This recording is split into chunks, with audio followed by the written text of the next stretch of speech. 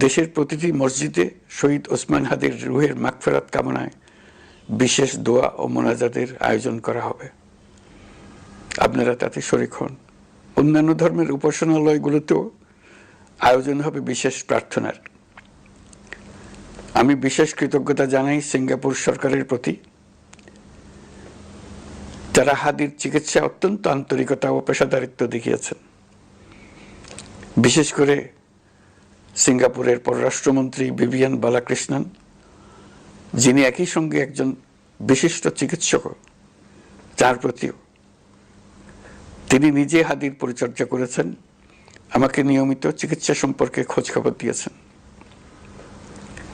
এই নৃশংস হত্যাকাণ্ডের সঙ্গে জড়িত সকল অপরাধীকে দ্রুত আইনের আওতায় আনা হবে এবং তাদের বিরুদ্ধে সর্বোচ্চ শাস্তি নিশ্চিত করা হবে।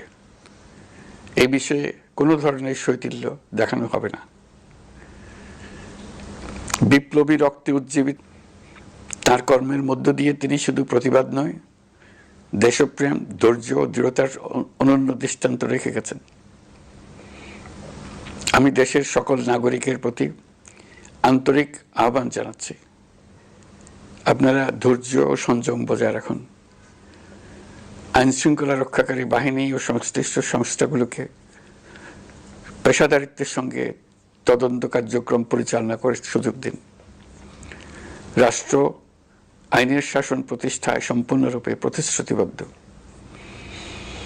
আমি আবারও স্পষ্টভাবে বলতে চাই, ওসমান হাদি ছিলেন পরাজিত শক্তি, ফ্যাসিস্ট শান্ত করে দেন। ভয়, সন্ত্রাস কিংবা রক্তপাতের মাধ্যমে এদেশের গণতান্ত্রিক অগ্রযাত্রা কেউ থামাতে পারবে না।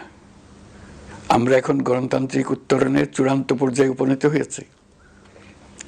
শহীদ হাদি ছিলেন এই প্রক্রিয়ার অবিচ্ছেদ্য অংশ।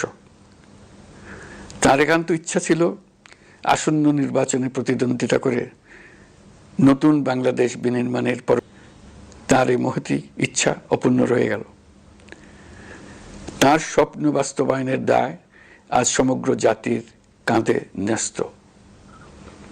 আগামী দিনগুলোতে আমাদের সবাইকে ধৈর্য, সংযম, সাহস ও দূরদর্শিতার সঙ্গে এগিয়ে যেতে হবে, যাতে নির্বাচন ও গণতন্ত্রের শত্রু ফ্যাসিস্ট সন্ত্রাসী অপশক্তিকে চূড়ান্তভাবে পরাজিত করা যায়।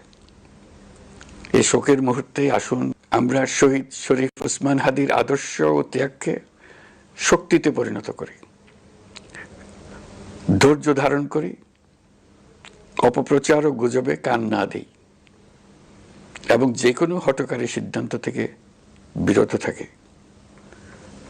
যারা দেশকে অস্থিতিশীল করে। আসুন আমরা সবাই ঐক্যবদ্ধভাবে গণতন্ত্র, ন্যায় বিচার ও গণমানুষের অধিকার প্রতিষ্ঠার পথে অবিচল পদক্ষেপে এগিয়ে যাই। এটাই হবে শহীদ হাদির প্রতি আমাদের প্রকৃত শ্রদ্ধা। আল্লাহ হাফেজ।